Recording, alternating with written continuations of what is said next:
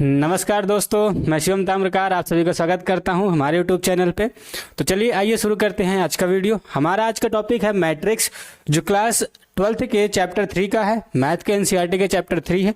तो आज हम लोग क्या करेंगे, इसको स्टार्ट करेंगे। तो ये मैट्रिक्स का जो हमारे पास है, ये हम पहली बार यहाँ पे मैट्रिक्स पढ़ रहे हैं इस क्लास में। इससे पहले हम कोई मैट्रिक्स पढ़े नहीं होते। तो सबसे पहले हम लोग सीखेंगे कि मैट्रिक्स होता क्या है, फिर मैट्रिक्स के यूजेस क्या होते हैं, आखिरकार हम मैट्रिक्स को क्यों पढ़ना चाहिए हमें, फिर उसके बाद हम सीधे एक्सरसाइज पे आएंगे। ठीक है, चलिए सबसे पहले समझते हैं कि मैट्रिक्स क्या होती है।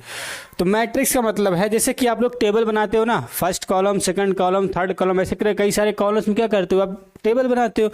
तो मैट्रिक्स में क्या करते हैं हम लोग, यहाँ पर कुछ टेबल्स में कुछ कॉलम्स होती हैं, कुछ रोज होती हैं। मतलब मैट्रिक्स का मतलब ही होता है कि जब हम किसी भी चीज़ को एक रेक्टेंगुलर ऑर्डर में लिख दें। क्या लिख दें? मैट्रिक्स का मतलब होता है रेक्टेंगुलर ऑर्डर। रेक्टेंगुलर ऑर्डर, जब रेक्टेंगुलर ऑर्डर में हम किसी चीज को लिखते हैं तो हम क्या बोल सकते हैं, उसको मैट्रिक्स बोल सकते हैं। ठीक है, ये इतने बात समझ में आई। मतलब है कि हमने यहाँ पे कुछ लिखा, जैसे कि ये एक हमने स्क्वायर ब्रैकेट लिया। अब इसके अंदर क्या लिखा है हमने, 3 8 6 5 4 2 3 1 9, ये हमने क्या लिखा दिख दिया। अब देखो ये क्या है, एक रेक्टेंगल की तरह बना हुआ है। गौर से देखो तो अब ये रेक्टेंगल बना हुआ है। इस रेक्टेंगल के अंदर ही कई कुछ रोज हैं और कुछ कॉलम्स हैं, उनमें क्या किया है, एक ऑर्डर की तरह लिखा गया है। तो इस तरीके से हम किसी चीज को रिप्रेजेंट करते हैं, किसी प्रकार, किसी भी प्रोग्रामिंग को, फिर किसी भी फंक्शन के, किसी भी नंबर्स को, तो उसको हम लोग बोलते हैं मैट्रिक्स। जब भी कभी हम क्या करेंगे, इस ब्रैकेट के अंदर कुछ भी ऐसा नंबर लिखते हैं तो क्या बोलते हैं, इसको मैट्रिक्स बोलते हैं। अब फिर इसके बाद देखो ये सारे जो नंबर्स हैं ना, ये जो हमने नंबर्स लिखे गए हैं, इनको बोला जाता है एलिमेंट। क्या बोलते हैं इनको? एलिमेंट्स बोलते हैं, या फिर मेंबर्स भी बोलेंगे। क्या बोल सकते हैं इसको? एलिमेंट्स, या तो फिर मेंबर्स, हम इसे आसानी से बोल सकते हैं। ठीक है, अब बात आती है इसके बाद हमने तो कि इसका उपयोग क्या होता है। देखो इनका उपयोग, जो बड़ी बड़ी मैन्युफैक्चरिंग कंपनीज होती हैं, अब बड़ी हो चाहे छोटी, हर प्रकार की मैन्युफैक्चरिंग कंपनीज वो इनका उपयोग करती हैं, मैट्रिक्स का उपयोग करती हैं। जो बड़े बड़े ट्रेवल्स और टूर वाली कंपनीज होती हैं, उनका मतलब किसी भी प्रकार का यदि प्रोडक्शन का काम वहाँ पर हो रहा है तो वो इसका बहुत ही ज़्यादा उपयोग करती हैं। अब हम भी इसका क्या करते हैं, रियल लाइफ में डेली यूज़ करते हैं। क्या करते हैं, इस मैट्रिक्स का उपयोग हम रियल लाइफ में डेली करते हैं। वो कैसे, उसको समझते हैं। मान लिया कि आपसे कहा गया कि भैया जाओ और चीनी और बेसन 2 चीज़ लेकर के आओ। अब आपके आसपास मोहल्ले में क्या है, 4-5 दुकानें। कितनी? 4-5 दुकानें। आपको सिर्फ 2 चीज़ें लेनी है।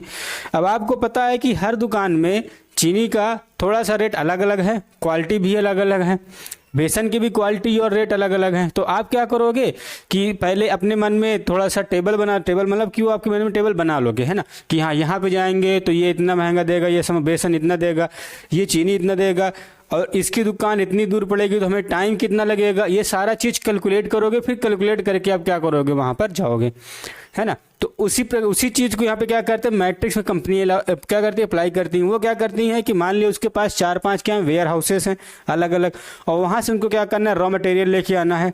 तो वो क्या करेंगे कि सभी को पहले एस्टिमेट बता दें कि जाने का खर्च कितना लगेगा, वहाँ से हमको इन्वेंट्री के लिए सामान जो रॉ मटेरियल ले रहे हैं वो कितने का आएगा, फिर टोटल खर्च कितने का आएगा, वो सब वो क्या करती हैं, पहले से ही कैलकुलेट कर लेती हैं। फिर उसको मदद करेगा, ये मैट्रिक्स करेगा।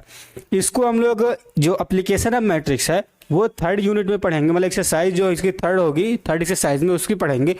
अब बस हम फर्स्ट एक्सरसाइज में क्या करेंगे, सिर्फ इसका इंट्रोडक्शन देखेंगे। मैट्रिक्स होता क्या है, इसको रिप्रेजेंट कैसे किया जाता है, और कुछ इसमें एडिशन, सब्ट्रैक्शन, ये सब क्या होता है वो देखेंगे यहाँ पर पहले और सेकंड एक्सरसाइज में। 3rd एक्सरसाइज में एप्लीकेशन ऑफ मैट्रिक्स पढ़ेंगे। ठीक है, चलिए तो आइए फिर शुरू करते हैं अपना मैट्रिक्स। तो अब देखो मैट्रिक्स में क्या है ना, हम लोगों को जैसे यहाँ पे ऐसे लिखा गया मैट्रिक्स, हमने क्या किया, एक स्क्वायर ब्रैकेट लिया और बीच में कुछ एलिमेंट्स लिख दिए, तो इन्हीं को बोला जाता है मैट्रिक्स। ये सिस्टम जो है पूरा का पूरा, ये जो एक पैटर्न दिख रहा है आपको, इसको बोलते हैं मैट्रिक्स। अब मैट्रिक्स में ये जो सीधी सीधी लाइन दिख रही है, ये वाली, इनको हम लोग बोलते हैं कॉलम। क्या बोलते हैं? कॉलम।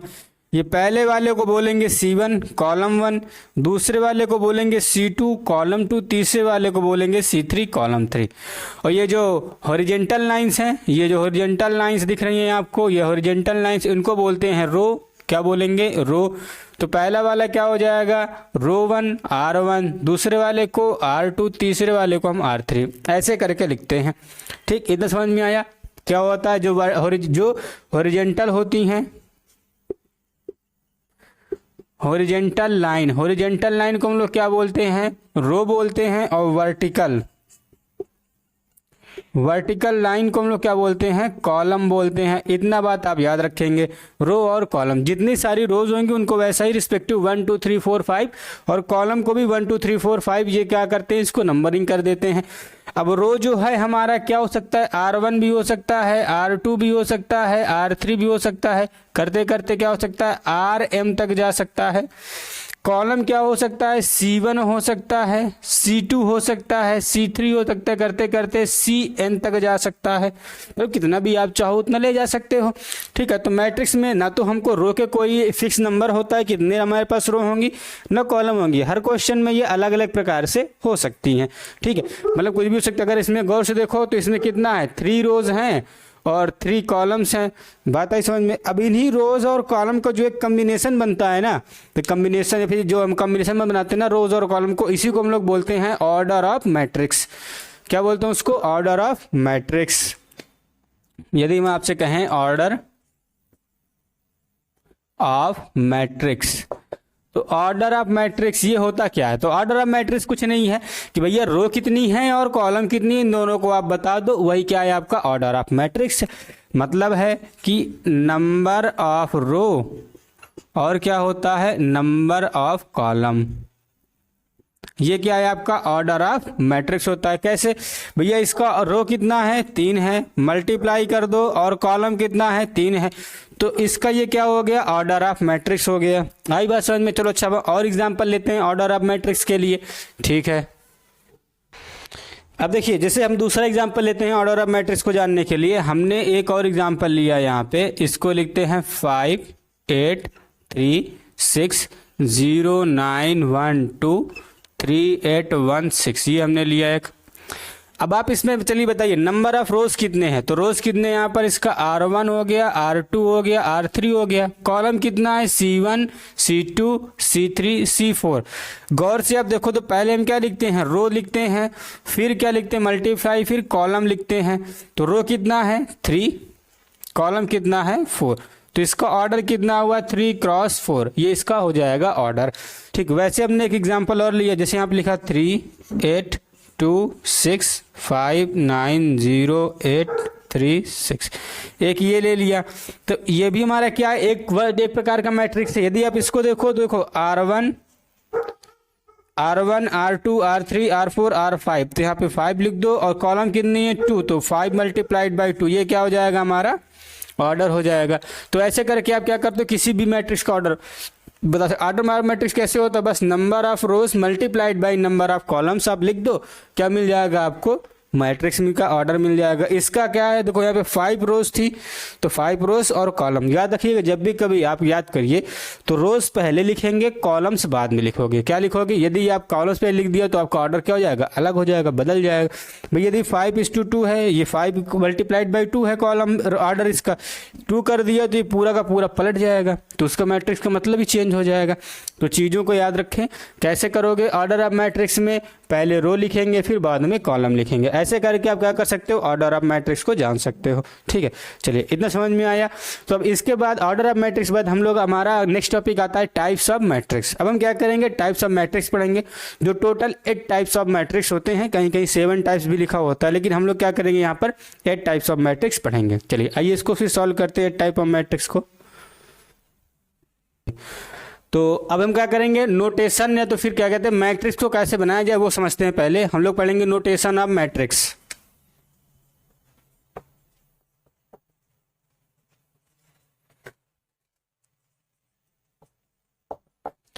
नोटेशन ऑफ मैट्रिक्स और उसका रिप्रेजेंटेशन।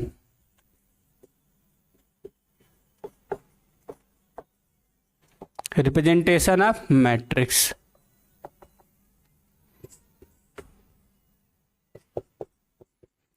तो देखो अभी तक हमने क्या किया था, इंट्रोडक्शन लिया मैट्रिक्स का कि मैट्रिक्स होता क्या है। मैट्रिक्स लिखे गए जाते हैं स्क्वायर में, क्या होते हैं ये क्या होते हैं, रेक्टेंगुलर एरे होते हैं, जो एलिमेंट को रिप्रेजेंट करने का एक तरीका होता है, या फिर कहते हैं कि फंक्शंस को रिप्रेजेंट करने का एक तरीका होता है, जिनसे हम अलग अलग कम्बिनेशन बना सकते हैं, ठीक है।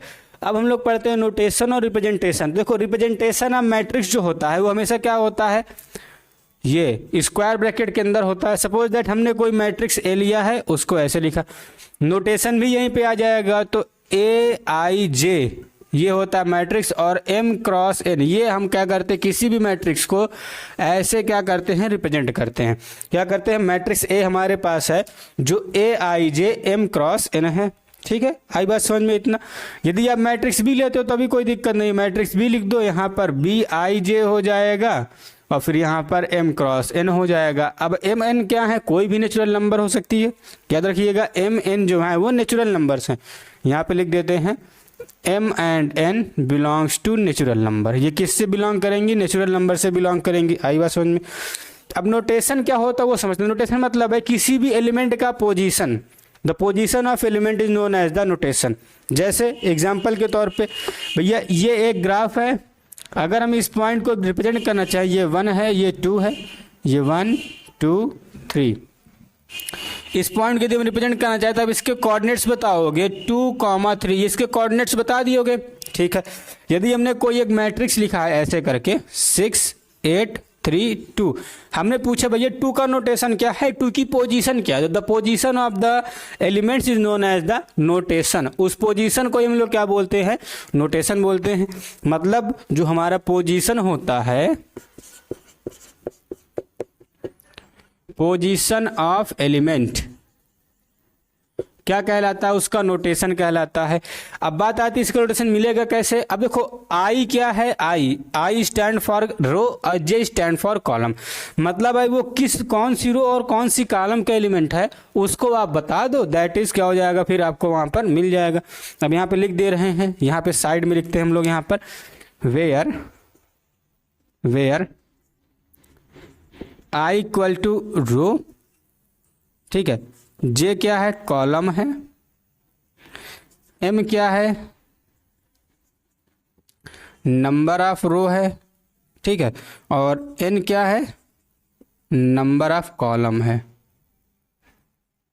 देखो दोनों अलग अलग चीज है। आई फॉर क्या है, रो किस रो में है वो, जे फॉर किस कॉलम में है, एम क्या है, नंबर ऑफ रोज कितनी रोज हैं, और n for number of columns कितने हमारे पास कॉलम्स है, वो चीज है, ठीक है। अब आते हैं नोटेशन पे। देखो नोटेशन क्या है, नोटेशन मतलब देखो अब इसको अगर हम नोटेशन के फॉर्म में लिखना चाहें तो इसको कुछ ऐसे लिख सकते हैं। देखो इसकी पोजीशन क्या, फर्स्ट रो, देखो फर्स्ट रो और फर्स्ट कॉलम में है तो इसको A11 लिखा जाएगा, फर्स्ट रो फर्स्ट कॉलम। इसकी एट की पोजीशन देखोगे तो ए फर्स्ट रो है और सेकंड कॉलम है तो इसका A12 हो जाएगा। आई बात समझ। देखो बहुत सिंपल सा है। नोटेशन का मतलब है कि उसका नंबर ऑफ रो क्या है, नंबर ऑफ कॉलम क्या है, वो आप बता दो, बस हो गया। तो थर्ड का अगर 3 को लिखोगे, देखो सेकंड रो है तो A3 और फर्स्ट कॉलम है तो फर्स्ट 3 1 लिख दिया। वैसे यहाँ पर 2 है, ये देखो सेकंड रो सेकंड कॉलम है, देन A22 हो जाएगा इसका। तो ये जो हमारे A11 A22 ये सब हमारे क्या है, ये नोटेशन कहलाते हैं। ये जो हमारे क्या है, इन्हीं के नोटेशन कहलाते हैं। और ये क्या है, रिप्रेजेंटेशन ऑफ नोटेशन और मैट्रिक्स है। अब इन्हीं के रिस्पेक्ट में आप जैसा चाहे वैसा मैट्रिक्स आप फॉर्म भी कर सकते हो। कैसे फॉर्म कर सकते हो वो भी हम सिखाते हैं, कैसे फॉर्म करना है। जैसे कि इन्होंने बोल दिया कि ये एक मैट्रिक्स है और इन्होंने कहा कि A I J is equal to 3i + 4j आप कर दो तो ए आई जे की वैल्यू मिल जाएगी। आपको क्या करना है कि आपको इससे एक मैट्रिक्स बना करके दिखाना है। क्या करना है, मैट्रिक्स आप बना करके दिखाओ इससे, ठीक है।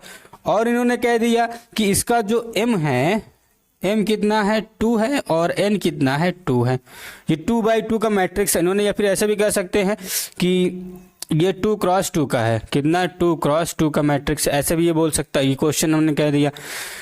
अब फिर से समझते हैं एक बार। नोटेशन मतलब है पोजीशन ऑफ एलिमेंट। रिप्रेजेंटेशन उसका इस प्रकार से होता है, A = स्क्वायर ब्रैकेट के अंदर AIJ M × N, ऐसे करके उसका रिप्रेजेंट करते हैं। I और J क्या है, रो और कॉलम्स की वैल्यू होती हैं। अब हमारे पास एक मिला के कह दिया भैया कि ये हमारे पास एक मैट्रिक्स है जो 2/2 का मैट्रिक्स है और इसके हमको क्या करना है, इससे मैट्रिक्स फॉर्म करके दिखाओ। ये एक इन्होंने क्या किया, फार्मूला दे रखा है, तो इससे मैट्रिक्स क्या करो, फॉर्म करके दिखाओ। देखो यहाँ पे 2 2 है, तो इसका मतलब ये है कि आपको क्या क्या यहाँ पे फाइंड क्या क्या करना है पहले वो देख लेते हैं। तो सबसे पहले आप क्या फाइंड करोगे, A11 फाइंड करोगे फर्स्ट रो फर्स्ट कॉलम, ठीक है। फिर उसके बाद A12 फाइंड करोगे, देखो first row second column, second खत्म हो गया ना, ठीक है।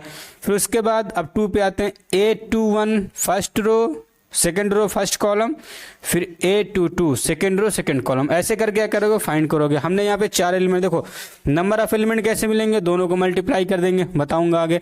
अब चलो यहाँ पे फार्मूला क्या कहता है, कहता है भैया 3i + 4j कर दो, ठीक है। रो कितना है 1, i की वैल्यू कितनी है 1, j की वैल्यू कितनी है 1, तो क्या हो जाएगा ये 3 + 1, 3 × 1 + 4 × 1 कितना हो जाएगा 7, यहाँ पे मिला हमको 7 मिला। इसको सॉल्व किया, देन 3 × 1 + 4 × 2 कितना हो जाएगा 11 हो गया, यहाँ से हमको 11 मिला।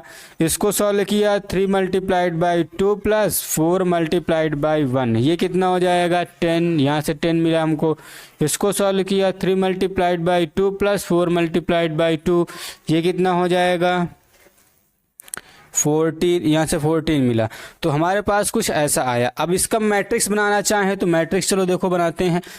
A11 की पोजीशन यहाँ पे होती है तो यहाँ पे लिखा 7, फिर A12 यहाँ पे आता है तो 11, यहाँ पर 10 और यहाँ पे 14। तो ऐसे करके हम क्या करते हैं मैट्रिक्स को हम फॉर्म भी कर सकते हैं। आई बात समझ में। तो ये हमारे पास मैट्रिक्स आ गया, ठीक। अब कोई आपसे पूछ सकता है कि नंबर ऑफ एलिमेंट्स कैसे निकालें, उसका भी एक फार्मूला है।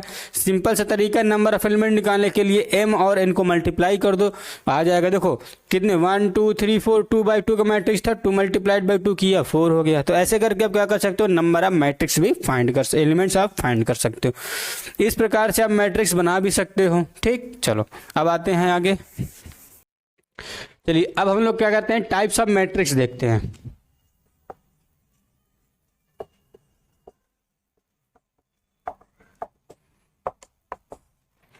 तो सबसे पहला होता है हमारे पास रो मैट्रिक्स।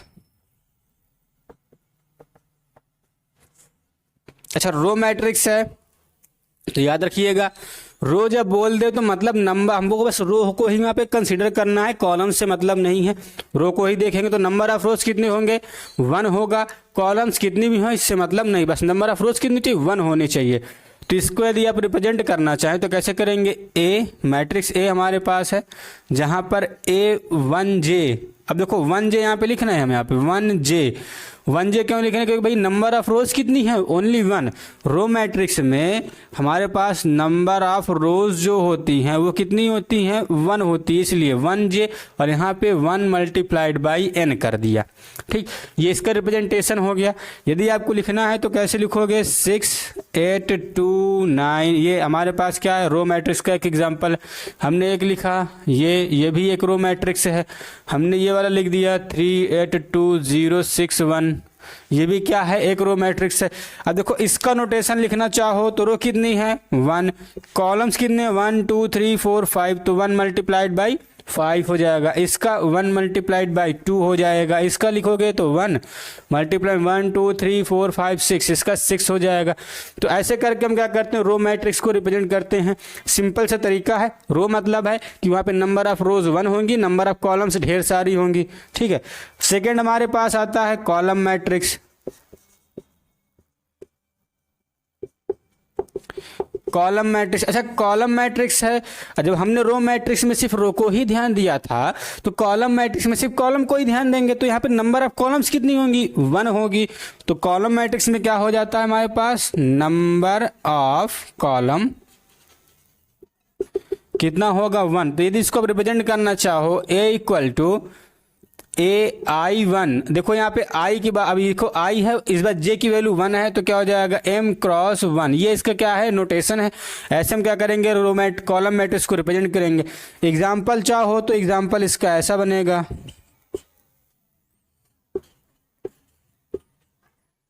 ये इसके एग्जाम्पल्स हो जाएंगे। तो ऐसे करके हम क्या कर सकते हैं कॉलम मैट्रिक्स को रिप्रेजेंट कर सकते हैं। है ना, ये हमारे कॉलम मैट्रिक्स हो गए। अब इसका नोटेशन लिखना चाहो तो कितना, 1 2 3, 3 रोज हैं और 1 कॉलम है, 1 2 3, 3 रोज हैं 1 कॉलम है, 1 2 3 4 5 6, 6 रोज हैं 1 कॉलम है। तो ये क्या हो जाएगा इसका नोटेशन। ऐसे करके हम क्या कर सकते हैं, रो और कॉलम मैट्रिक्स को लिख सकते हैं। सिंपल है, बहुत ही आसान है। रो मतलब नंबर ऑफ रोज 1 होने चाहिए, कॉलम मतलब है नंबर ऑफ कॉलम 1 होना चाहिए। ऐसे करके हम इसको रिप्रेजेंट करेंगे। चलिए नेक्स्ट आते हैं। अब थर्ड हमारे पास आता है रेक्टेंगुलर मैट्रिक्स।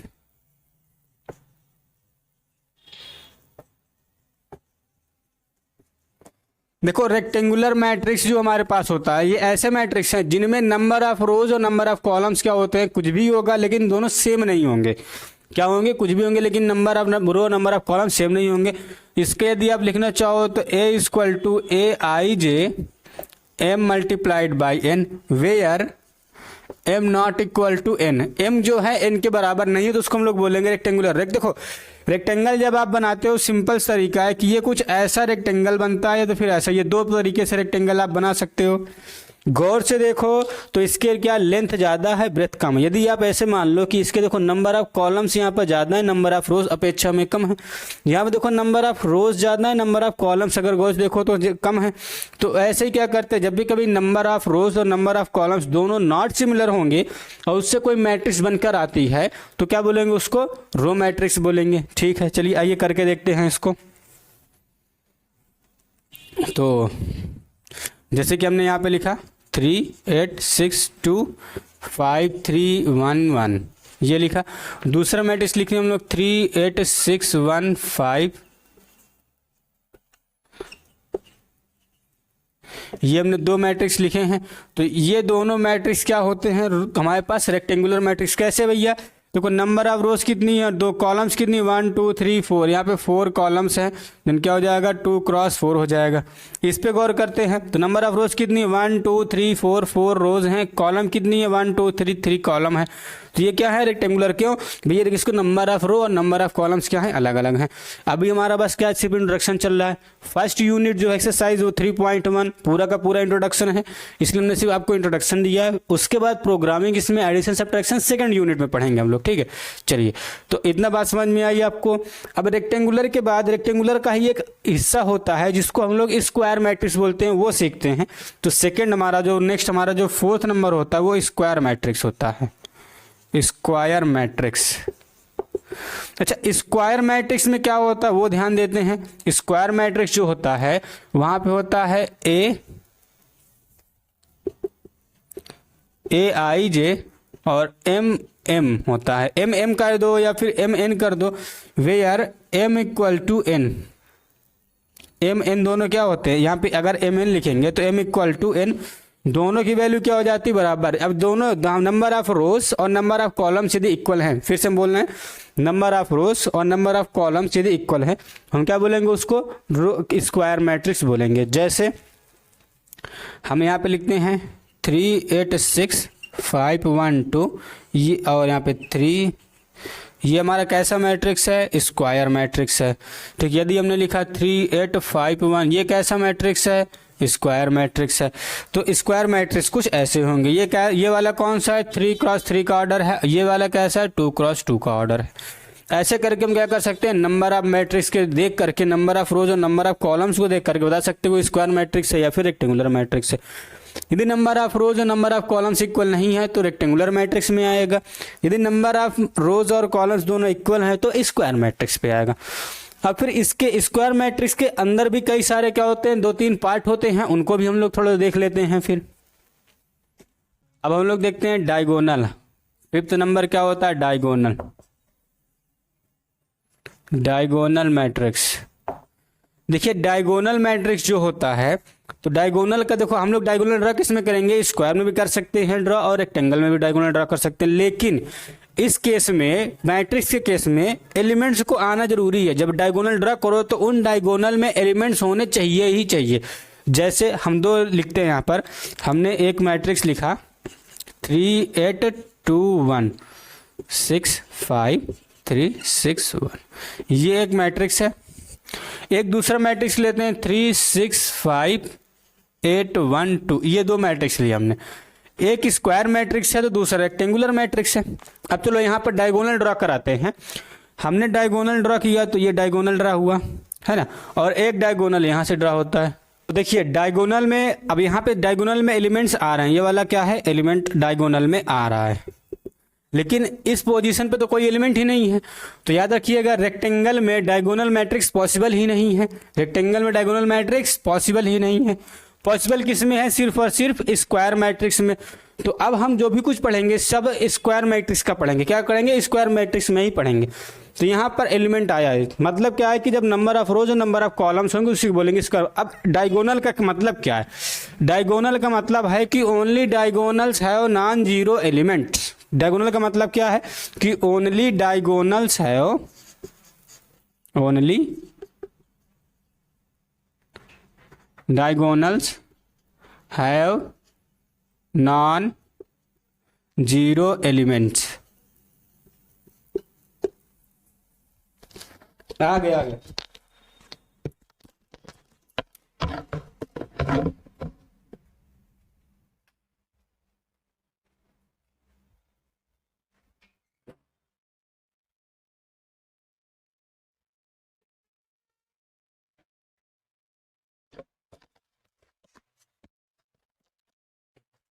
फोन दे देता, सब्जी लेता ही। कहाँ हमारी रिचार्ज कहाँ है, बैलेंस नहीं ना, मतलब डाटा नहीं ना। हाँ तो देखिए क्या यहाँ पे कि सिर्फ डायगोनल में क्या होगा, सिर्फ डायगोनल में क्या होंगे, एलिमेंट होंगे, और डायगोनल वाले एलिमेंट क्या होंगे, नॉन जीरो होंगे। मतलब है कि डायगोनल एलिमेंट को छोड़ दीजिए तो बाकी सारे क्या हो जाएंगे, नॉन जीरो हो जाएंगे। मतलब डायगोनल एलिमेंट हमारे कौन कौन से होंगे, यहाँ पर 3 1 1, और बाकी क्या कर दीजिए आप, जीरो कर दीजिए, तो ये हो जाएगा हमारा डायगोनल एलिमेंट। बात आई समझ में। तो ऐसे करके डायगोनल, अब चाहे जैसा बनाओ आप, 2 बाई 2 का चलिए हम डायगोनल मैट्रिक्स बनाते हैं, 3 8, बाकी क्या कर दीजिए, डायगोनल छोड़ के बाकी क्या कर दिया, जीरो कर दिया, डायगोनल मैट्रिक्स बन गया। एक और लिखते हैं, जैसे यहाँ पर 6 8 1, ये क्या है हमारा डायगोनल मैट्रिक्स है, ये क्या है हमारे डायगोनल मैट्रिक्स है। आई बात समझ में इतना। तो डायगोनल मैट्रिक्स के लिए स्पेशल मैट्रिक्स चाहिए, जो इसको हम स्क्वायर बोलते हैं। स्क्वायर मैट्रिक्स में डायगोनल के अलावा बाकी सारे नंबर्स जीरो हो जाते हैं, तभी हम उसको क्या बोलेंगे, डायगोनल मैट्रिक्स बोलेंगे। यदि डायगोनल के अलावा कोई एक एलिमेंट और जो है वो नॉन जीरो है तो वो क्या हो जाएगा, डायगोनल मैट्रिक्स नहीं होगा। मतलब हमने यहाँ पे इसको इरेज करके यहाँ पे लिख दिया 2, तो अब देखो ये डायगोनल के अलावा ये वाला क्या हो गया, नॉन जीरो हो गया, तो डायगोनल मैट्रिक्स अब नहीं होगा। आई बात समझ में इतना। तो ऐसे करके हम डायगोनल मैट्रिक्स को फाइंड करते हैं। ठीक, चलिए अब डायगोनल का ही एक अलग तरीका अगर रख दें, कहने का मतलब है डायगोनल की वैल्यू को हम कर दें कांस्टेंट। डायगोनल वैल्यू क्या करते हैं, कांस्टेंट। कांस्टेंट का मतलब है कि हर बार जो डायगोनल आएगा वो क्या रहेगा, सेम टू सेम रहेगा, तो उसको बोलते हैं हम लोग वहां पर स्केलर बोलेंगे।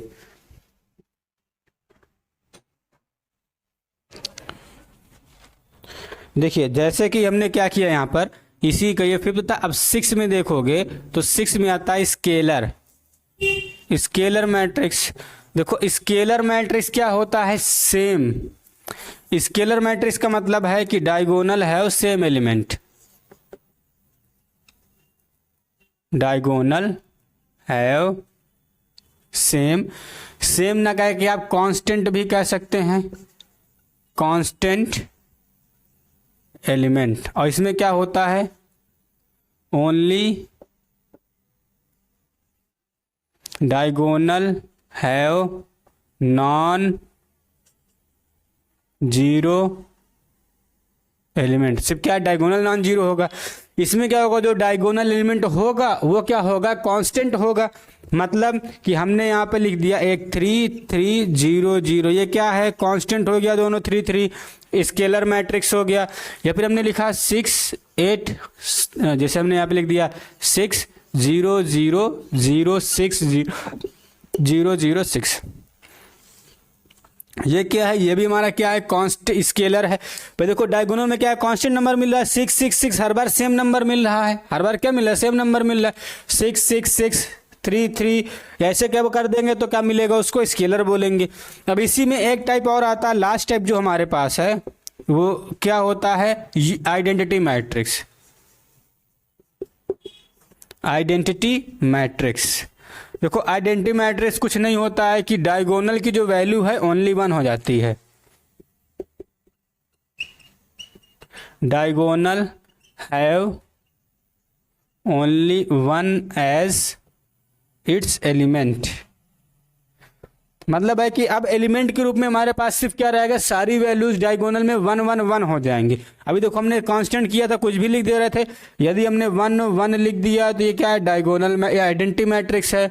ये क्या है हमारे पास, आइडेंटिटी मैट्रिक्स है।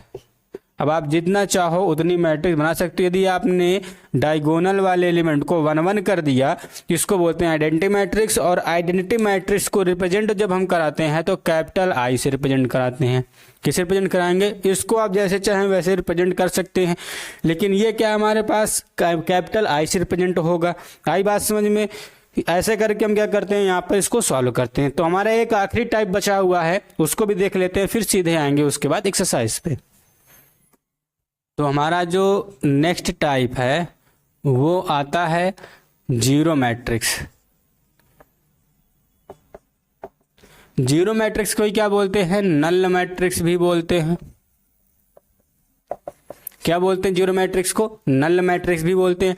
कहने का मतलब है कि हमारे पास when matrix A I J M cross N equal to क्या हो जाए, जीरो आ जाए, तो उसको बोलेंगे हम जीरो मैट्रिक्स। मतलब कुछ भी आप बना दो, सारी वैल्यू सारे एलिमेंट्स क्या हो जाएंगे, जीरो हो जाएंगे, तो उसको बोलेंगे जीरो मैट्रिक्स।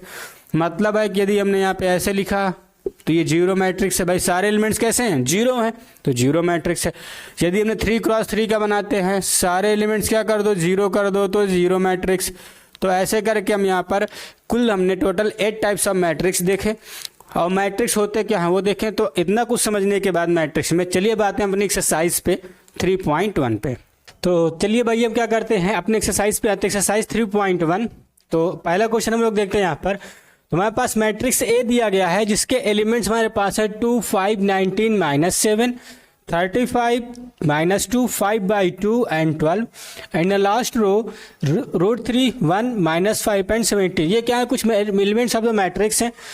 पहला क्वेश्चन क्या पूछ रहा है, ऑर्डर ऑफ द मैट्रिक्स। तो ऑर्डर ऑफ द मैट्रिक्स क्या होता है, आप सभी जानते हैं कि number of rose and number of the columns.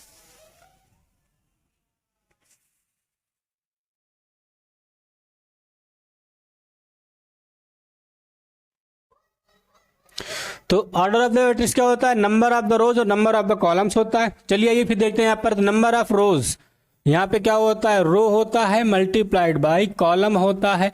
तो इसको करिए देखते हैं। चलिए आइए आके, तो देखो रोज कितने हमारे पास है, 1 2 3 3 रोज है, और कॉलम कितना है 1 2 3 4 4 है। तो इसका क्या हो जाएगा, ऑर्डर हो जाएगा, है ना।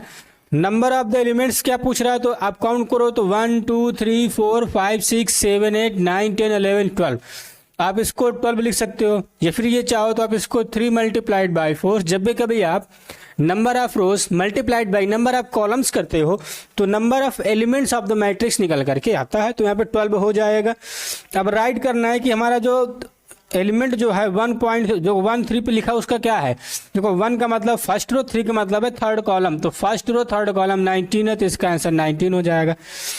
Second row first column, second row first column में 35 है, 35 लिख दिया। थर्ड रो थर्ड कॉलम, देखो 3 3 लिखा है, थर्ड रो थर्ड कॉलम, तो हमारे पास थर्ड रो थर्ड कॉलम ये -5 है, तो इसका आंसर -5 हो जाएगा। उसी प्रकार आप 2 और 4 सेकेंड रो फोर्थ कॉलम लिखेंगे, तो सेकेंड रो ये है, फोर्थ कॉलम ये है, तो हमारा ये इसका आंसर आएगा 12। ठीक, तो आइए आते हैं अपने नेक्स्ट क्वेश्चन पे फिर। चलिए अब आते हैं हमारे क्वेश्चन नंबर 2 पे। तो क्वेश्चन नंबर 2 क्या कहता है कि हमारे पास एक मैट्रिक्स है जिसके 24 एलिमेंट्स हैं। तो पूछ रहा है कितने ऑर्डर पेयर्स बन जाएंगे उसके, कितने पॉसिबल उसके ऑर्डर पेयर्स हो जाएंगे, वो हमको बताना है। साथ ही साथ एक ऐसा मैट्रिक्स लेना है जिसके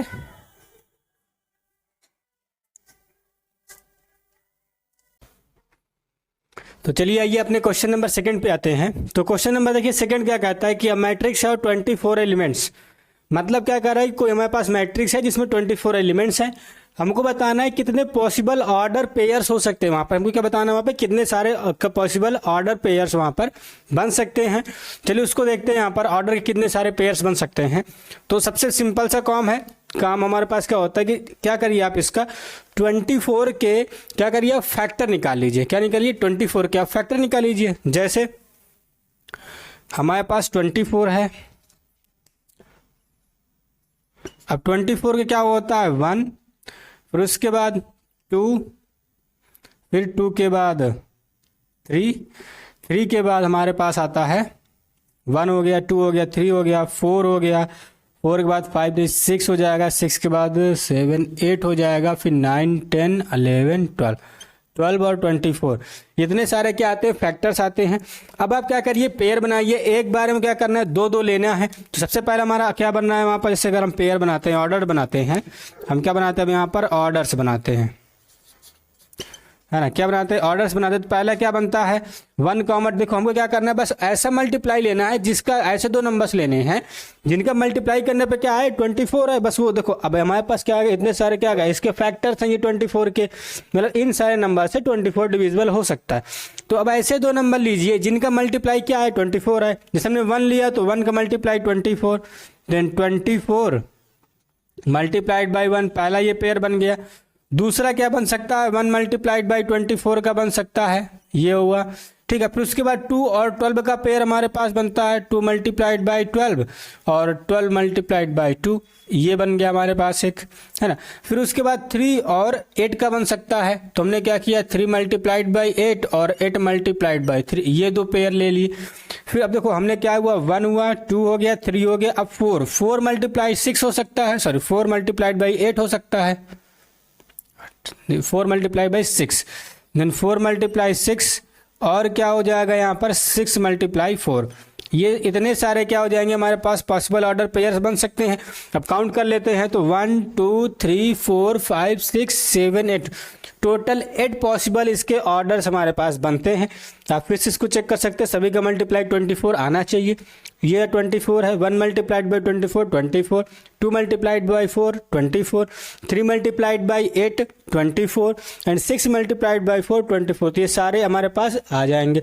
तो कितने सारे हमारे पास ऑर्डर्स बने हमारे पास टोटल 1 2 3 4 5 6 7 8, तो टोटल हम यहाँ पर लिख देंगे 8। हमारे पास कितने हैं 8 ऑर्डर्स हैं हमारे पास, मतलब है कि 24 एलिमेंट्स को हम 8 अलग अलग प्रकार के मैट्रिक्स में लिख सकते हैं। अब बात ये कर रहा है कि 13 क्या बोल रहा है, ये 13 वाले का क्या बनाओ, तो ये 13 वाले का आप बनाओगे तो 13 में सिर्फ क्या आता है, सिर्फ 2 ही नंबर आते हैं। उसके 13 के कितने फैक्टर्स होते हैं 13 और एक वो नंबर खुद का 1, बस 2 ही होता है। तो उसके कितने सारे ऑर्डर पेयर बनेंगे, सिर्फ 2 ही ऑर्डर पेयर उसके बन पाएंगे। याद रखिएगा यदि इवन नंबर ऑफ एलिमेंट्स है तो वहां पे number of order pairs always greater than 2 होगा, नंबर ऑफ द ऑर्डर कितने होंगे ग्रेटर देन 2 होगा। यदि कोई ऑड नंबर का है, क्या है हमारे पास, यदि कोई हमारे पास सॉरी ऑड ना करके हमको क्या प्राइम नंबर लेते हैं, तो प्राइम नंबर के सिर्फ 2 ही क्या बनते हैं ऑर्डर्स बन पाते हैं। जैसे ये 13 है तो 13 के हमारे फैक्टर 1 और 13 होता है। यदि इसका हम ऑर्डर देखना चाहें तो इसके ऑर्डर क्या बनेगा, पहला 1 क्रॉस 13 बनेगा और दूसरा 13 क्रॉस 1, बस यही 2 पॉसिबल ऑर्डर इसके बन सकते हैं। वैसे ही 18 का देखते हैं तो 18 का सबसे पहले क्या लिखेंगे, क्वेश्चन नंबर 3 में 18 आता है, 18 का देख लेते हैं। तो 18 में क्या है हमारे पास, इसके फैक्टर्स क्या क्या बन जाएंगे 1 2 3 4 5 6 7 8 9 एंड 18, ये हो जाएगा। अब इसका ग्रुपिंग करते हैं तो ग्रुपिंग देखो क्या करना चाहिए, 18 आना चाहिए मल्टीप्लाई में, तो ऑर्डर्स इसका देख लेते हैं। इसके ऑर्डर्स क्या क्या बनेंगे, 118 बनेगा पहला, तो दूसरा 18 मल्टीप्लाइड बाई 1 बनेगा, फिर 2 multiplied by 9 and 9 multiplied by 2, फिर 3 और 6 का बनेगा 3 multiplied by 6 and 6 multiplied by 3। तो टोटल कितने हुए 1 2 3 4 5 6, इसके कितने ऑर्डर पे ऑर्डर्स बन रहे हैं 6 बन रहे हैं, इसके 6 ऑर्डर्स हमारे पास बन रहे हैं।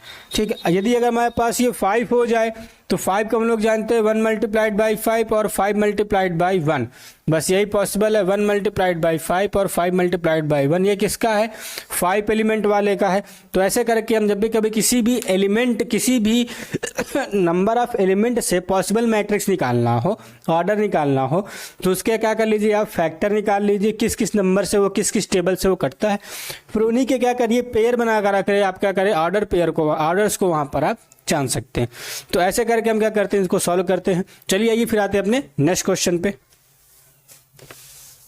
अब देखिए क्वेश्चन नंबर 4 हमारे पास क्या कहता है कि हमको एक 2x2 का मैट्रिक्स बनाना है। क्या बनाना है? 2x2 का मैट्रिक्स बनाना है, जहां पर मैट्रिक्स जो है ए आई जे के फॉर्म में होता है। कैसा होता है मैट्रिक्स हमारा? ए आई जे के फॉर्म में होता है। A is the element and I J are the notations.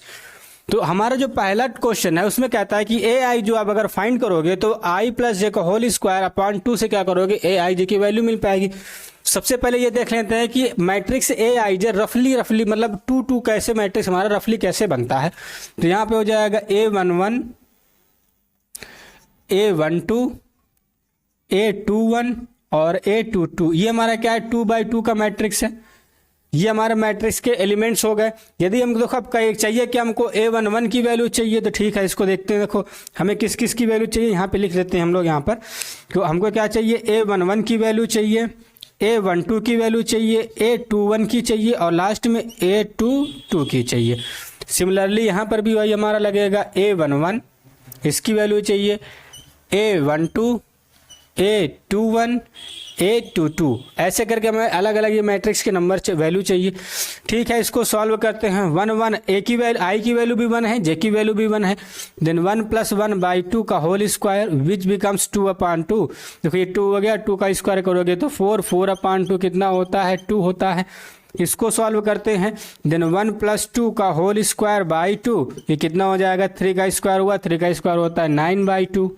ठीक है, फिर इसको सॉल्व किया तो क्या हो जाएगा? ये 2 + 1 का होल स्क्वायर बाई 2, ये हो जाएगा 3, 3 का स्क्वायर 9/2। इसको सॉल्व करते हैं। देन 2 + 2/2 का होल स्क्वायर, देन 2 2 = 4, कितना होगा? 2 2 = 4, 4 का स्क्वायर 16, 16/2 बिकम्स 8 हो जाएगा। तो ये सारे एलिमेंट्स है। अब देखो इसका मैट्रिक्स लिखना है, तो मैट्रिक्स इसको लिखेंगे तो कैसे हो जाएगा? ये सबसे पहला क्या है? 2, तो यहाँ पे 2 हो जाएगा। A11 की प्लेस पे, A12 की प्लेस पे 9/2, तो यहाँ पे 9/2 लिख दिया। फिर यहाँ पर 9/2, यहाँ पे 9/2 लिख दिया। अब 2 2 की प्लेस में 8 हो गया, तो यहाँ पर 8। तो ये हमारा क्या हो जाएगा? मैट्रिक्स फर्स्ट का मैट्रिक्स हो जाएगा। उसी प्रकार क्या करते हैं, सेकंड को भी सॉल्व कर लेते हैं। सेकंड वाले को हमने सॉल्व किया तो क्या बोल रहा है? I/J आपको निकालना है, तो 1/1 कितना होता है? 1 होता है। ये 1/2 को तो 1/2 ही रहने देंगे। ये 2/1 है तो 2/1 को हम 2 लिख सकते हैं। और यहाँ पे ये क्या लिखा है? 2/2 लिखा, तो 2/2 को हम क्या लिखते हैं? 1 लिख सकते हैं। ठीक है, सिंपल सा था, इसको सॉल्व कर लिए। अब जो भी है उसके रिस्पेक्टिव प्लेस में वैल्यूज रखते हैं। A11 पे 1 लिखा जा सकता है, A12 पे 1/2 लिखा जा सकता है, 21 पे 2 और 122 पे 2 लिख सकते हैं। तो ये हमारा क्या हो जाएंगे? 2 अलग अलग मैट्रिक्स हैं।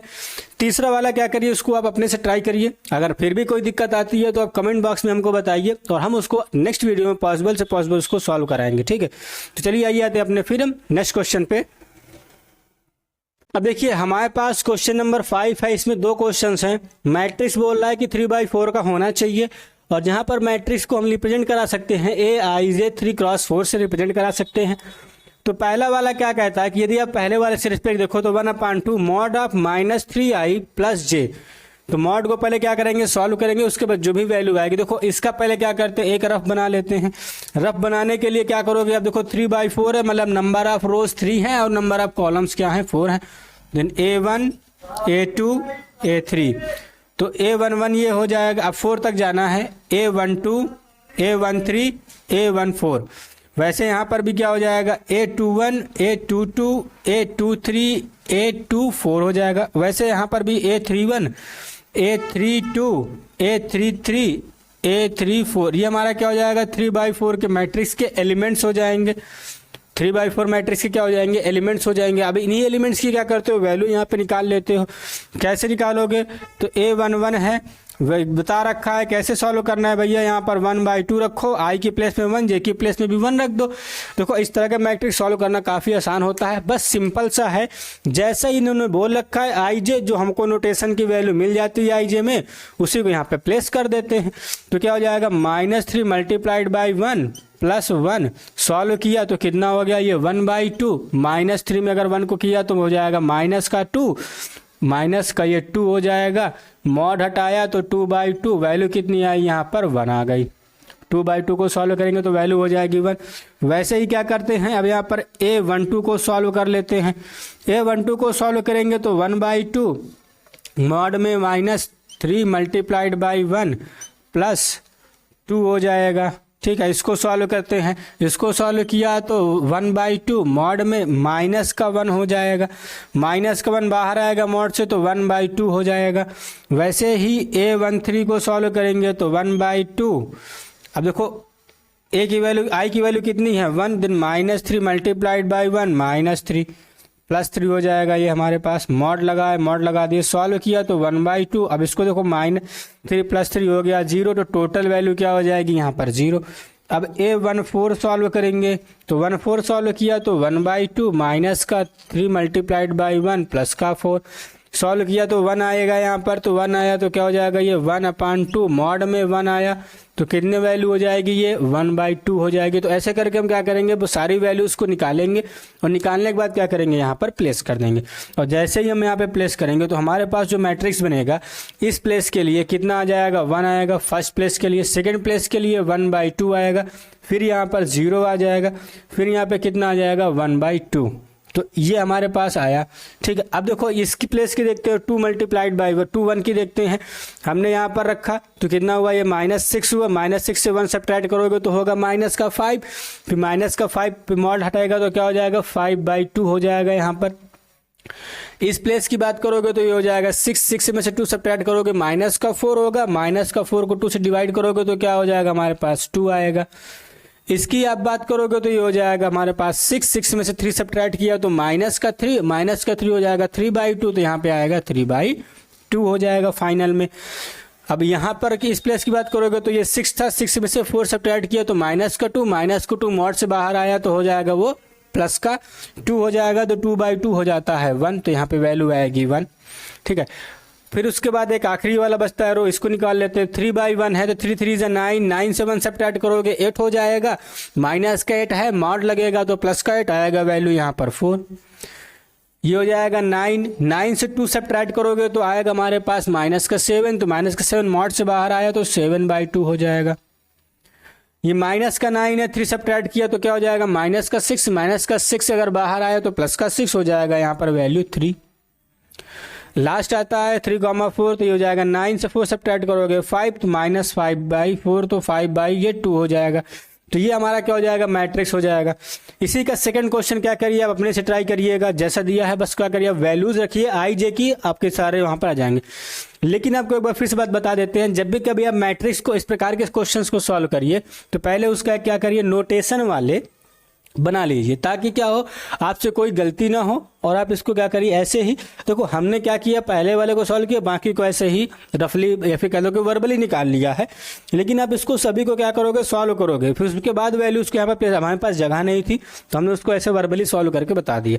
लेकिन आप क्या करोगे उसको पूरा सॉल्व करोगे तभी आपको क्या करेगा पूरा नंबर आपको मिलेगा।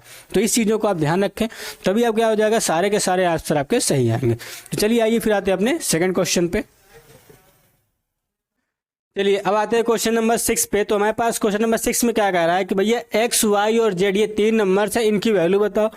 तो गौर से देखो यहाँ पर 2 मैट्रिक्स लिखे गए हैं, ये दोनों मैट्रिक्स 2/2 के मैट्रिक्स हैं और साथ ही साथ इनमें इक्वल की साइन लगी, मतलब ये दोनों कैसे मैट्रिक्स है इक्वल मैट्रिक्स है। अच्छा, इक्वल मैट्रिक्स का मतलब है इनके रिस्पेक्टिव एलिमेंट्स क्या है सेम वैल्यू रखते हैं। रिस्पेक्टिव एलिमेंट्स कह सकते हैं सेम वैल्यू रखते हैं। जैसे कि अब देखो पहले वाले क्वेश्चन में क्या लिखा, देखो ये 4 है ये y है, तो हमको सीधे सीधे मिल गया y = 4 मिल गया। x है ये 1 है तो x = क्या मिला 1 मिला। और z की प्लेस में यहाँ पे 3 लिखा हुआ है तो z = क्या हुआ 3 मिल गया। अब चलो इसको देखते हैं, देखो x + y की प्लेस में क्या लिखा है इन्होंने 6, तो यहाँ पे लिखते हैं x + y = 6। फिर यहाँ पे क्या लिखा है 5 + z = 5, देन 5 + z = 5। और इन्होंने क्या लिखा है x y = x लिख के रखा है, x × y = क्या लिखा है इन्होंने 8 लिखा है। अब ऐसे करके देखो हमने क्या किया बस कंपेयर कर दिया कि भैया रिस्पेक्टिव एलिमेंट्स को देख लिया, रिस्पेक्टिव एलिमेंट्स की वैल्यू सेम होनी चाहिए और उसको सॉल्व कर लिया। अब फिर से देखो यहाँ पे कुछ ऐसा लिखा हुआ है, अब इसको सॉल्व करोगे, जैसे ही सॉल्व किया 5 को ट्रांसपोज किया 0 हो गया, z की वैल्यू आ गई यहाँ पर 0 हो गई हमारे पास z की वैल्यू है ना। अब इसको देखो सॉल्व करेंगे x + y है यहाँ पर इतना x + y = 6 है, यहाँ पे x y = 8 है। रिप्लेस करते हैं इसको, हम क्या लिख सकते हैं x = y 6 - y लिख सकते हैं, 6 - y यहाँ पे रिप्लेस किया तो क्या हो जाएगा 6 - y मल्टीप्लाई में y इक्वल टू 8 हो जाएगा। ठीक, फिर आगे सॉल्व किया देन क्या हो जाएगा 6y minus y square equal to 8 हो जाएगा। फिर इसको आगे सॉल्व किया y square minus 6y plus 8 becomes 0, quadratic equation बन गई। सॉल्व करते हैं, तो सॉल्व करने के लिए देखो इसको क्या करेंगे 4 2 8 कर देंगे तो क्या हो जाएगा ये y square minus 4y minus 2y plus 8 equal to 0। आगे सॉल्व किया इसमें तो y कॉमन लेने पे क्या हो जाएगा y माइनस 4 और फिर उसके बाद माइनस 2 कॉमन लेने पे y minus 4 equal to 0। Then y की वैल्यू माइनस 2 और y is minus 4 equal to 0। Then y की वैल्यू क्या हो सकती है 2 और 4 हो सकती है, दो में से कुछ भी हो सकती है, या तो 2 हो सकती है या 4 हो सकती है y की वैल्यू। यदि अब देखो अब यहाँ पे वैल्यूज लिख लेते हैं हम सारी, फिर तो हमारे पास x की वैल्यू क्या हो जाएगी, हमारे पास हो जाएगी 4,2, ये x की वैल्यू हुई। तो y की देखो अगर x की वैल्यू 4 है तो y की वैल्यू 2 हो जाएगी, और x की वैल्यू अगर 2 है तो y की वैल्यू 4 हो जाएगी, और z की वैल्यू दोनों केसेस पे क्या होगी 0। तो हम इतनी सारी वैल्यूज क्या कर सकते हैं इनकी फाइंड कर सकते हैं। तो ऐसे क्वेश्चंस को आप लगाइए और बड़े ही आसानी तरीके से क्या कर सकते हो क्वेश्चंस को आप यहाँ पे लगा लेंगे। ठीक है, चलिए फिर आइए आते हैं अपने नेक्स्ट क्वेश्चन पे। फिर अब देखिए आते हैं क्वेश्चन नंबर 8 पे। तो क्वेश्चन नंबर 8 क्या कहता है कि आई जे है जो क्या है स्क्वायर मैट्रिक्स है, तो स्क्वायर मैट्रिक्स है तो m और n क्या होने चाहिए। तो सीधी सी बात है भैया, जब आप स्क्वायर मैट्रिक्स आप देखते हो तो स्क्वायर में क्या होता है साइड दोनों क्या होती है इक्वल होती हैं। तो जो भी आपका ऑप्शन आएगा वहां पे क्या हो जाएगा m इक्वल टू n।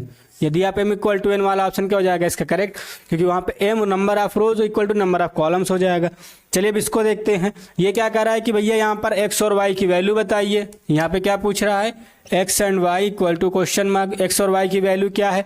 तो सॉल्व करेंगे, देखो सबसे पहले क्या बना रहा है यहाँ पे इसको कंपेयर करने पर 3x प्लस 7 इक्वल टू 0। फिर दूसरा क्या है y प्लस 1 इक्वल टू 8 है। फिर उसके बाद 2 माइनस 3x इक्वल टू 4 है। लास्ट में क्या दिया है यहाँ पे हमारे पास y माइनस 2 इक्वल टू 5 ये दिया है। अब देखो इसमें से सॉल्व करते हैं, y माइनस 2 इसको सॉल्व कर सकते हैं आसानी से। तो कितना आएगा y इक्वल टू 7 हो जाएगा। y इक्वल टू क्या हुआ 7 हो गया। अब देखो y इक्वल टू 7 हुआ। अब यहाँ से देखो इसको सॉल्व किया तो यहाँ से भी मिल जाएगा y इक्वल टू 7 मिल गया है ना। अब फिर देखो यहाँ पर अब इसको हमने सॉल्व किया तो देखो इसको सॉल्व करेंगे तो क्या हो जाएगा 2 इधर आएगा तो ये हो जाएगा हमारे पास माइनस, ये प्लस का माइनस का हो जाएगा। तो क्या हो जाएगा माइनस 3x इक्वल टू ये हो जाएगा 2। देन x इक्वल टू क्या हो जाएगा -3/2 हो जाएगा, -2/3 x की वैल्यू हो जाएगी। अब इसको अगर सॉल्व किया तो ये क्या हो जाएगा हमारे पास x equal to 3x equal to ये क्या हो जाएगा हमारे पास -7। देन x इक्वल टू क्या हो जाएगा -7/3। देखिए हमारे पास क्या है कि यहाँ पर x की दो डिफरेंट वैल्यूज आ रही है। मतलब देखो x की हमारे पास एक ये आ रही -3/7 और दूसरी आ जा रही है x की -2/3 आ रही है। अब देखो ये तो ठीक है सेम टू सेम आ रहा है, सही है इतना चलेगा। लेकिन हमारे पास देखो यदि दोनों हमारे पास इक्वल मैट्रिक्स हैं तो दोनों सेम होने चाहिए। तो क्या कर देंगे इसको नॉट पॉसिबल। क्यों भैया नॉट पॉसिबल क्यों हो जाएगा, क्योंकि भैया x की वैल्यू हर बार हमारे पास सेम आनी चाहिए। अलग अलग अगर वैल्यू x की आती है तो हमारे पास वो मैट्रिक्स पॉसिबल ही नहीं होगा। तो ये क्या हो जाएगा हमारा नॉट पॉसिबल, इसका आंसर होगा। क्यों x की दो वैल्यू दे रहा है तो दोनों हमारे पास अलग अलग वैल्यूज हैं, पॉसिबल नहीं है।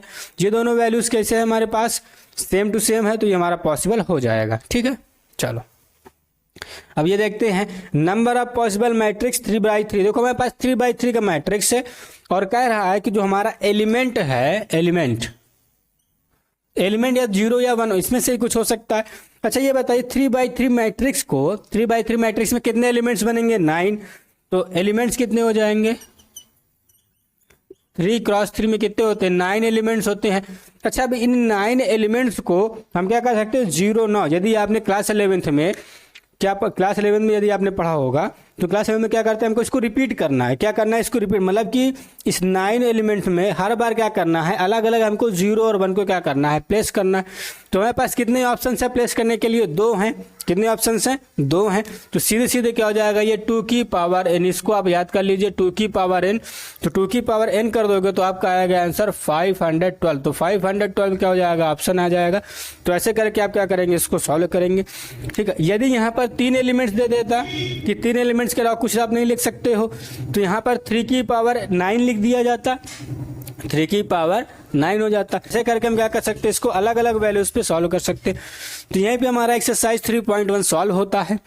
ठीक है, तो अब आशा करता हूँ आपको वीडियो समझ में आया होगा। यदि अभी भी कोई इंट्रोडक्शन में कोई प्रॉब्लम आती है तो आप हमको क्या करिए, मैसेज करिए, कमेंट करिए, हम उसको क्या करेंगे, पॉसिबल से पॉसिबल उसका सॉल्यूशन करवाएंगे। तो मिलते हैं अगले वीडियो में, तब तक के लिए नमस्कार।